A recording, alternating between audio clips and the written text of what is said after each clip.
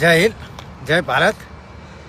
હવે તો લુખ્ખાઓ રહ્યા ને, લુખ્ખાઓ, ગુંડાઓ, અસામાજિક તત્વો એ મિત્રો જય શ્રી રામ.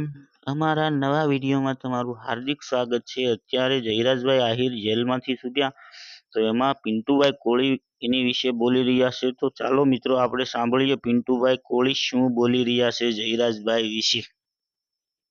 અને હા મિત્રો, અમારી ચેનલમાં નવા હોય તો સબસ્ક્રાઇબ કરી દેજો, જેથી કરીને આવા વિડીયો જોવા માટે તમને પહેલા મળી જાય. પણ ગીતાઓ હાથમાં લઈને રખડવા મળ્યા.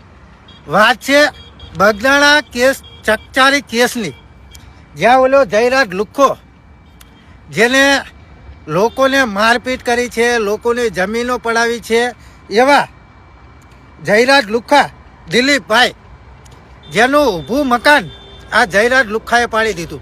શું કામ? તો કે ઓલા થાંભલા નાખવા માટે, પવન ચક્કીના.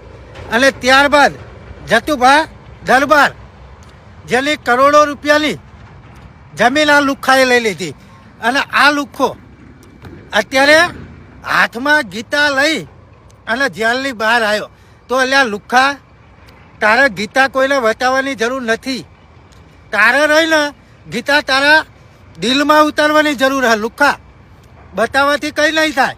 જેને લુખ્ખાગીરી કરી છે, જેને દાદાગીરી કરી છે, જેને ગુંડાગર્દી કરી છે, એ લોકો હવે ગીતા હાથમાં લઈને રખડવા મળ્યા. તમે વિચાર તો કરો, અર્જુનને ગીતા શ્રી કૃષ્ણ ભગવાને શા માટે આપી હતી?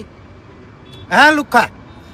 એટલે ખરેખર તું આ જે લુખ્ખાગીરી કરો છો ને, તારે ગીતા કોઈને દેખાડવાની જરૂર નથી. લુખ્ખા, તારે એ જ ગીતા, એ જ ભાગવત ગીતા તારે પોતાના દિલમાં ઉતારવાની જરૂર છે. લુખ્ખા, તમે લોકોના બૂચ મારી મારી અને જિંદગી જીવો છો, ગુંડાગર્દી કરી, અસામાજિક તત્વો કરી, અને તમે પોતાના ખીચ્ચા ભરો છો, તમે પોતાના પેટ ભરો છો.